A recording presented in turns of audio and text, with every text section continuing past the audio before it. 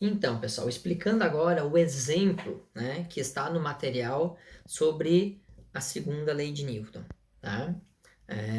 Então ele diz lá o seguinte, ó, eu vou ler o exemplo para vocês aí. Numa partida de beisebol, a bola de massa 150 gramas chega perto do rebatedor com velocidade de módulo V1 igual a 30 metros por segundo. Logo após a rebatida, e aí está indicado ali para ver o videozinho que tem ali, que eu coloquei o videozinho de como acontece a rebatida, certo? A velocidade da bola tem um módulo de velocidade V2 igual a 50 metros por segundo, na mesma direção, porém em sentido contrário. Então ele pede ali, ó, determine, letra A variação da quantidade de movimento da bola, né? Letra B, o módulo do impulso aplicado sobre a bola. Letra C, a força aplicada pelo rebatedor na bola, considerando-se que o tempo de contato entre o bastão e a bola foi de apenas 0,002 segundos. Muito bem, então, primeira coisa do problema, gente, separar os dados, tá? No problema, o que a gente tem de dados? Primeiro, a massa, 150 gramas.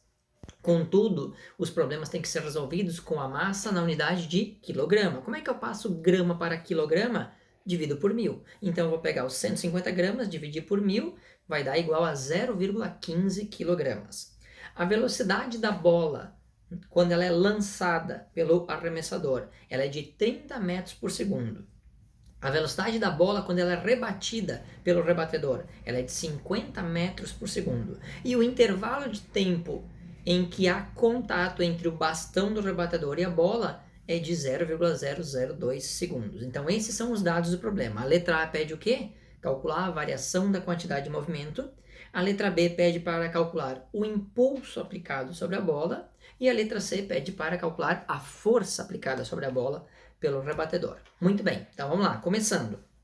Primeira coisa, observação para a letra A. Olha o que diz lá, ó. A variação da quantidade de movimento da bola, tá? Calcular a variação da quantidade de movimento da bola. Então, a primeira observação diz lá o seguinte: como o sentido da velocidade da bola na rebatida é invertido, ou seja, a bola vai num sentido, quando rebatida tem o sentido invertido. Então, se a bola vai com a velocidade de 30 metros por segundo, quando ela volta com 50 metros por segundo, ela está vindo no sentido contrário, então o sinal da velocidade tem que ser negativo, certo? Então, vamos lá, calculando a variação da quantidade de movimento. Toda variação sempre é o que, gente? Condição final menos a condição inicial. Então, eu vou ter lá quantidade de movimento final menos a quantidade de movimento inicial. Como é que eu calculo a quantidade de movimento? Massa vezes a velocidade. Então, a variação da quantidade de movimento vai ser dado por massa vezes a velocidade final menos massa vezes a velocidade inicial, certo? Então, massa é de 0,15 kg. A velocidade final, que é a velocidade da rebatida, é de 50 metros por segundo, mas como o sentido é contrário, então vai ficar negativo, vai ficar menos 50 metros por segundo. Menos a condição inicial, a massa 0,15 vezes a velocidade inicial, que é de 30, certo? Então, o primeiro produto ali vai dar menos 7,5, o segundo produto vai dar menos 4,5, menos 7,5 com menos 4,5, menos 12 unidade, quilograma, metro por segundo. Vamos à letra B, calcular o módulo do impulso aplicado sobre a bola. Esse a gente não precisa calcular, gente. A gente basta olhar a definição. A variação da quantidade de movimento é exatamente igual ao impulso aplicado sobre o corpo. Como a gente já calculou a variação da quantidade de movimento na letra A, o impulso da letra B é exatamente o mesmo valor numérico. Então, o impulso vai ter o valor de menos 12, só que agora a unidade de impulso é força vezes tempo, então é Newton vezes segundo. Tá? Então, o impulso, menos 12 Newton vezes segundos. Perfeito?